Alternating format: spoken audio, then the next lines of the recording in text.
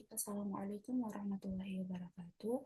Selamat pagi. Sebelumnya, di sini saya izin mempresentasikan mengenai tugas UTS Agama Islam dengan judul Potensi Penyimpangan dan Solusi Konstruktif Studi Kasus Joget dalam Komunitas NU. Sebelumnya, izin memperkenalkan diri, saya Nadia Revita Nuryanti dengan NIM 240302444129 dari Prodi Biologi kelas Biologi D angkatan tahun 2024. Baik, berikut merupakan cuplikan videonya.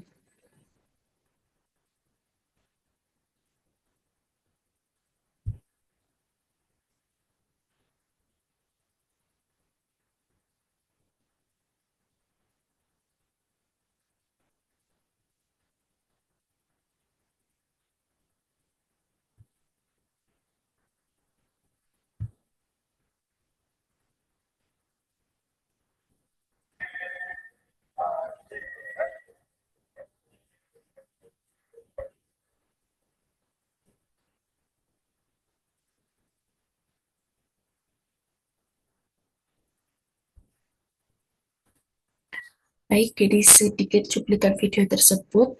Di sini, dari kasus Joget yang mengatasnamakan komunitas Nahdlatul Ulama atau NU, perlu dianalisis beberapa aspek untuk menentukan apakah tindakan tersebut menyimpang dari ajaran agama Islam di Indonesia, khususnya dari nilai-nilai yang dianut oleh Nahdlatul Ulama. Yang pertama yaitu pembahasan potensi penyimpangan. Yang pertama, kesesuaian dengan adab, akhlak, dan Islami.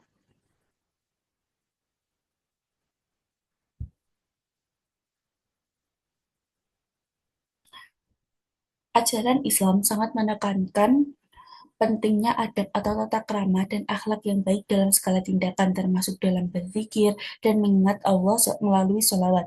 Juga yang berlebihan menimbulkan kegaduhan atau bercampur antara laki-laki dan perempuan tanpa batasan atau ikhtilat dapat dianggap kurang sesuai dengan adab dan kekhusyuan dalam beribadah. Yang kedua yaitu potensi unsur hawa nafsu dan lalai.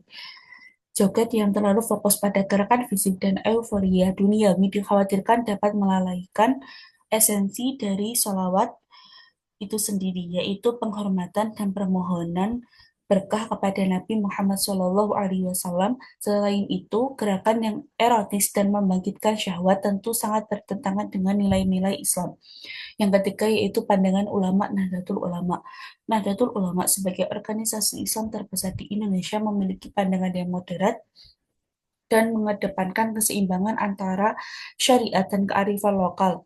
Namun, dalam hal ibadah tetap ada batasan-batasan syariat yang harus diperhatikan. Beberapa pandangan ulama Nahdlatul Ulama menyatakan bahwa melantunkan sholawat diperbolehkan dengan berbagai nada, asalkan tidak merendahkan dan tetap menjaga khusyuan. Juga yang tidak terkontrol dan menghilangkan kekhidmatan berpotensi dianggap kurang tepat. Kemudian nomor 4 yaitu tujuan dan niat. Jika juga tersebut dilakukan semata-mata untuk menarik perhatian, popularitas, atau tujuan duniawi lainnya, hal ini dapat mengurangi nilai ibadah sholawat. Niat yang ikhlas dan tujuan yang baik dalam kegiatan tersebut Niat yang ikhlas dan tujuan yang baik dalam beribadah sangat ditekankan dalam Islam. Kemudian solusi yang dapat di, di solusi yang dapat dicoba untuk mengatasi permasalahan tersebut, yaitu yang pertama mengenai edukasi dan sosialisasi. Perlu adanya edukasi dan sosialisasi yang lebih mendalam kepada komunitas mafia sholawat dan masyarakat umum mengenai adab dan tata krama yang baik dalam berzikir dan bersolawat. Menjelaskan mengenai batasan-batasan syariat terkait interaksi antara laki-laki dan perempuan juga penting. Yang kedua yaitu menekankan kekhusyuan dan esensi sholawat. Kegiatan bersolawat hendaknya lebih difokuskan pada penghayatan makna solawat, meneladani akhlak Nabi Muhammad SAW, dan memohon syafaat beliau. Kekhusyuan dalam berzikir harus diutamakan daripada euforia semata. Nomor 3 yaitu evaluasi dan perbaikan metode dakwah. Jika tujuan dari yoga tersebut adalah sebagai metode dakwah untuk menarik minat generasi muda, maka perlu dievaluasi efektivitas dan dampaknya. Metode dakwah yang lebih kreatif dan sesuai dengan nilai-nilai Islam dapat dicari tanpa harus melanggar adat dan kekhusyuan dalam beribadah. Yang keempat yaitu memperhatikan fatwa dan pandangan ulama. Adapun yang kelima yaitu pengawasan dan arahan dari tokoh agama. Tokoh agama dan Kiai NU memiliki peran penting dalam pemberian arahan dan bimbingan kepada komunitas Mafia Sholawat agar kegiatan mereka tetap sesuai dengan nilai-nilai Islam dan tradisi NU.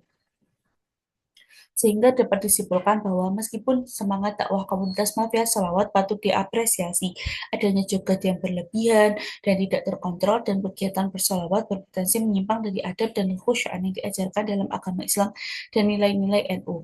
Solusi yang ditawarkan lebih bersifat pembinaan, edukasi, dan pengarahan agar kegiatan tersebut tetap berada dalam koridor ajaran Islam yang benar dan selaras dengan tradisi NU. Penting untuk mencari keseimbangan antara metode dakwah dan menarik dengan tetap menjaga esensi ibadah dan nilai-nilai agama. Seperti yang dikatakan dalam hadis Nabi, yaitu Man shalla alaiya sholatan wahidatan sallallahu alaihi ashron sholawatin wa khuttatu anhu asyru khata khatai khataiatin wa rufi'at lahu asyru darajatin. Artinya, barang siapa di antara umatmu yang bersalawat kepadamu sekali, maka Allah menuliskan baginya 10 kebaikan, menghapuskan dari dirinya 10 keburukan, meninggikannya sebanyak 10 derajat, dan mengembalikannya kepada 10 derajat pula.